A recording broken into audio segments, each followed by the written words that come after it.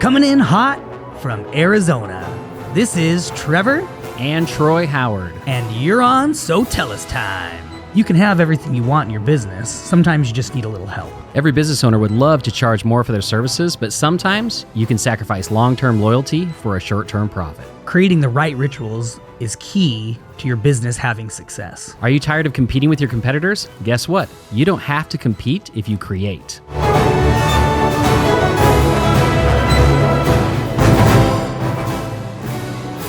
Hello, everybody. Today I'm happy.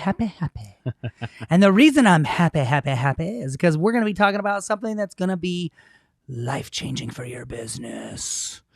I believe in business that we should learn from those who have come before, those who have found success. Why reinvent the wheel? Now, maybe we kind of manipulate the wheel, right? When it comes to certain parts of business. Now, I'm not saying don't be creative and innovative and invent something new and awesome and amazing, but when it comes to marketing it, running that business, doing all of these things, and your life and how you mix your personal and professional, I just think looking at how those who have come before us and been greatly successful at it is a very important part. And so today we're going to be talking about advice from a billionaire. So maybe some of you guys know who Chip Wilson is. I didn't, but I did know what his company was. Yeah. I knew his company. I didn't know who he was. But maybe you guys have heard of Lululemon. Now, if you're sitting there scratching your head going, no, I've never heard of Lululemon. Well, just look at the workout clothes your wife is probably wearing. Yes. Because that's probably Lululemon, okay? And so it's a very popular sports apparel company, and it's actually worth $43 billion. And if you listened to our previous podcast, which I highly recommend that you do, which is called It's Never Too Late, like those people, I believe Chip was somewhere in his 40s. I think so. In creating Lululemon, which is just another example of, it's never too late. Right? That's right. So if you didn't listen to that one, go back because you'll love that one. That was an awesome episode. I mean, I'm a little biased. Every episode's awesome. But this one's going to be really good for you guys. So we're going to talk about 3 things today, 3 pieces of advice from good old Chip. All right. Troy, jump in. Yeah, so he gave us three pieces of advice. One on transformation, one on leadership, and one on success. So we're going to be going through those today. So I thought this was really interesting. He said on transformation, talking about like personal transformation. He said, when I was 18, my goal was to listen to the top 100 fiction books of all time. That's pretty cool. That'd be fun to read, fiction books, 100, fiction books. I love to read. And I, since I think it was like 1997, I've been a member of Audible. Yeah. And I was looking at it the other day, I think I've listened to over 700 books. Holy cow. So I love fiction. I love everything. So his was, when he was 18, it was top 100 fiction. He says when he turned 42, it was the top 100 business books and self-help books. Smart. That's what I'm at. He said, so I got to reinvent myself. Yeah. He had entertained himself in his younger years, and then he's like, you know what? I want to be better at business. I want to be better, better with myself and my confidence and things like that. So I want to listen to or read the top 100 business books. And he built $1 billion business, so I think it worked. Yeah, totally. And he says now this year it's the top 100 biography books. Smart. And I thought that was interesting because he says, I want to know how other great people have lived their lives and how they thought. Smart, which is kind of what I talked about, right? Yeah, exactly. So the other thing he says, in the era of audio and podcasts, podcast, he goes, I think it's so easy. We can maximize our life. So he says what he does is he walks to work, and it takes him about an hour and a half. Oh, dang. To walk to work. That's awesome. But during that hour and a half, he's listening to either these books or the podcasts or whatever, to help himself become a better person. And I would just say he obviously does not live in Arizona. No. Because if you're walking an hour and a half to work, he'd never make it. He'd never make it. The vultures would pick his bones before he made it. Exactly. So the questions he posed in here when it comes to transformation is, do I really want to change who I am? Interesting. And that's a good question to ask yourself. Do you really want to change? Because if you don't really want to change, then it doesn't matter how many books you listen to. You're not going to change anything. And then he said, do I want a different context for my life? Do I want my life to be different? And do I want to find out what is blocking me from being great? That's a hard one, I think, because a lot of times it's hard to see your faults or down, like what's wrong with you. Yeah. In fact, that's actually what he says. He says the things that I can't see that are keeping me from being great. Well, see, I'm only 39. He was 42 at the time, so I'm ahead of my time. There you go. Good job. He says, I think people have to be in that conversation and want the desire or have that desire to be great. Interesting. But if you have that, then you can truly transform who you are. That's really cool. Right? But it takes work. That's the thing. If you really want to change who you are, you want to transform who you are, you want to be more successful, all those things, it takes work. Right. You got to put in the effort. It's not like a wave of a wand. Nope. Exactly. All right. Now, the next topic was leadership. And this was really interesting, especially coming from a billionaire. He says the winning formula of I can do it on my own, I don't need anybody else, was highly successful for me. Yeah. And I'm like, oh, okay. I expected him to say was not successful. Right. But he's like, no, it was highly successful for me.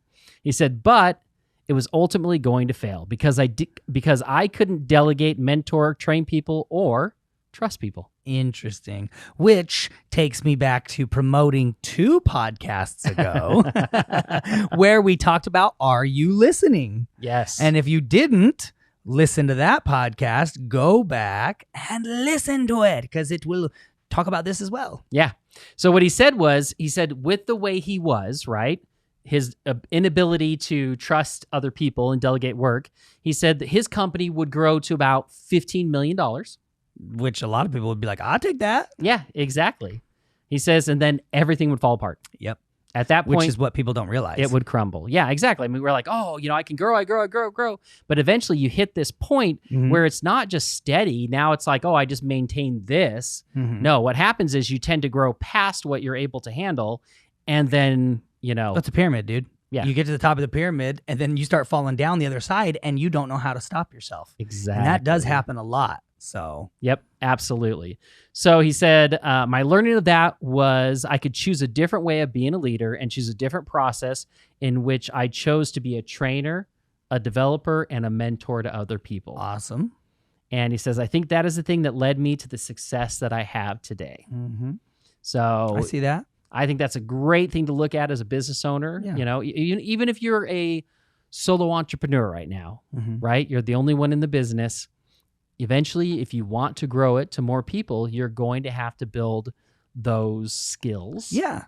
And set your business up for success now where you don't just, I can just do everything on spreadsheets because it's just me. Well, when it's time to grow, it's going to make life harder that you did it in a, chintzier way and an easier way, or maybe even I would say a lazier way at the time. Do it right now. Set it up the right way now that you can then easily grow, easily put someone into place. We're bringing on more employees right now. We're bringing on more sales guys, more developers. And guess what? We have systems in place that they can literally just step in and start working. Yep. And be successful. Yeah. I mean, we literally, I'm glad you brought that up. We've been interviewing and hiring for a new sales position, and we brought someone in, and they spent half a day here, with one of our sales guys, seeing the process, seeing how it works, seeing the automation that we put in place, and they're like, in just a half a day, they're like, I can do this. Yeah, I can totally do this. Yeah, right. And even reversing it a little further back to show both sides of this, same exact thing happened earlier. Like months ago as we've been hiring, and they were here half a day. Yeah. Came to us and said, I can't do this. It's not for me. Yep. Like I won't be successful at it because it's not my personality. But we had built the system so well, they knew this was not and they use the word personality, which as I've always stated, business and marketing is psychology. There is a personality to your company. Every position has a personality, and he knew this was not going to be his. Which I was like, hey, thanks for letting us know right up front. I appreciate that. He walked out the door and I was so happy. Even though I need somebody, I was so happy, A, that we found out quickly, and B, that we had created such a good process that it had a personality of its own, right? Yep. Which is what we want. Exactly. Okay. All right, on to the third one. Whoop, whoop. Success. That's my favorite. Yeah. Money, money, money, right? That's what we're talking about. Money, because that's success, right? Yep. Nope. Nope. That's the thing. The question for you is, what is success? Right. And that's what he's talking about here. In this section, he defines what is success for him. So for him, it says it has to involve health because I don't think anything is without it. He says, my vision, his vision of success is that he has for when he is 75 years old. So he's literally planning out to 75, right? Awesome. That's when you're putting your goals out to the age of 75, that's pretty good. That's awesome. So he's like, when I'm 75 years old, he goes, here's what I see as success. I'm sitting around a Thanksgiving dinner and my children and grandchildren are laughing at me and making jokes about me. Because if that time happens, it tells me that I have a great relationship with everyone where they feel they can laugh at me. Not laugh with me, like laugh at me. I love that. And that my family is together. That is ultimately what I am looking for. So what's interesting is it's not about the money, right? It's not about having this huge business going, he didn't mention anything about going global or whatever, or, buying up his competitors. For him, success is his family. Yeah. Right. And I think it's important for us as entrepreneurs to define what our success is. Mm-hmm. Now, that success can change over time. Like it might be, we might have some financial goals that are what we consider success at at this point in our life. Right. Because we want to make sure that we create financial security. Right. And then our goals may change later on a little bit. It might be something whereas like it says, health is my goal, right? For sure. If I can be healthy, then I'm successful, right? So, but I think it's important as entrepreneurs that we set up those goals and we determine what success is in all facets of our life.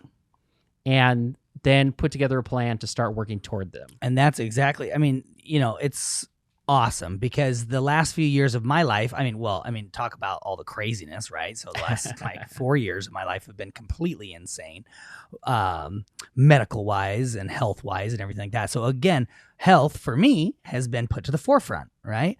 And for instance, for me, family. Yes, like Troy said, there's always money involved because you got to be able to afford things, right? You got to be able to pay for your family, secure things. You want to do some retirement and investments and things like that, right?